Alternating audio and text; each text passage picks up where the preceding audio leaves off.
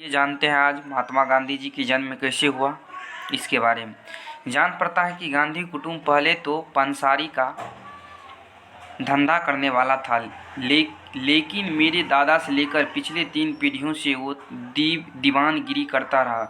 ऐसा मालूम होता है कि उत्तम करमचंद गांधी अथवा ओता गांधी टेक वाले थे।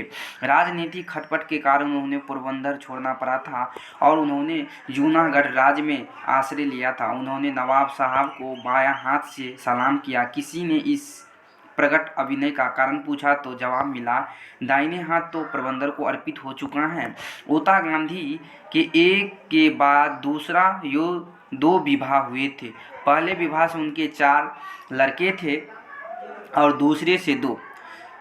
अपने बचपन को याद करता हूँ तो मुझे ख्याल नहीं आता कि ये भाई सौतेले थे। इनमें 5वां करमचंद अथवा कम्बा गांधी और आखिर तुलसीदास गांधी थे। दोनों भाइयों ने बारी बारी से पोरबंदर में दीवान का काम किया। कम्बा गांधी मेरे पिताजी थे। पोरबंदर के दीवानगिरी छोड़ने के बाद वे राजस्थानी कोर्ट के सदस्य थे। बाद में राजकोट में और कुछ समय के लिए वांकानेर में दीवान थे। मृत्यु के समय वे राजकोट दरबार में पेंशनर थे। कम्बा गांधी के भी एक बाद एक 4 विवाह हुए थे। पहले 2 से 2 कन्या थी। अंतिम पत्नी पुतलीबाई से 1 कन्या और 3 पुत्र थे। उनमें से अंतिम मैं हूँ। पिता कुटुंब प्रेमी, सत्यप्रिय, शूर, उदार किंतु क्रोधी थे। थोड़े विषयासक्त भी रहे होंगे। उनका आखिर ब्याह 40वें साल के बाद हुआ था। हमारे परिवार में और बाहर भी उनके विषय में ये धारणा थी कि वे रिश्तेखोरी से दूर भागते हैं और इसीलिए शुद्ध न्याय करते हैं। राज के प्रति वे वफादार थे। एक बार प्रांत के किसी साहब ने राजकोट के ठाकुर साहब का अपमान किया था। पिता ने उनको विरोध किया। साहब ने नाराज हुए कम्बा गांधी से माफ़ी मांगने के लिए कहा। उन्होंने माफ़ी मांगने से इनकार किया। फलस्वरूप कुछ घंटों के लिए उन्होंने हवालत में भी रहना पड़ा। इस पर भी जब वे न डिगे तो अंत में साहब ने उन्हें छोड़ देने का हुक्म दिया। पिता ने धन बटोरने का लोभ कभी नहीं किया। इस कारण हम भाइयों के लिए बहुत थोड़ी संपत्ति छोड़ गए थे। पिता का शिक्षा केवल अनुभव की थी। आजकल जिस हम गुजराती की 5वीं किताब ज्ञान कहते हैं उतनी शिक्षा उन्हें मिली होगी। इतिहास भूगोल का ज्ञान तो बिल्कुल ही न था। फिर भी उनका व्यवहारिक ज्ञान इतने ऊंचे दर्जे का था कि बारीक से बारीक सवालों को सुलझाने में अथवा हजारों आदमियों से काम लेने में भी उन्हें कोई कठिनाई नहीं होती थी। धार्मिक शिक्षा नहीं के बराबर थी, पर मंदिरों में जाने से और कथा बेगोरे सुनने से जो धर्म ज्ञान असंख्य हिंदुओं को सहज भाव से मिलता है वो उनमें था। आखिर के साल में एक विद्वान ब्राह्मण की सलाह से जो परिवार के मित्र थे उन्होंने गीता पाठ शुरू किया था और रोज पूजा के समय वे थोड़े बहुत ऊंचे स्वर से पाठ किया करते थे। मेरे मन पर यो छाप रही है कि माता साध्वी स्त्री थी। वे बहुत श्रद्धालु थी। बिना पूजा पाठ के कभी भोजन न करती। हमेशा हवेली वैष्णव मंदिर जाती। जब से मैंने होश संभाला तब से मुझे याद नहीं पड़ता कि उन्होंने कभी चातुर्मास का व्रत तोड़ा हो। वे कठिन से कठिन व्रत शुरू करती और उन्होंने निर्विघ्न पूरा करती।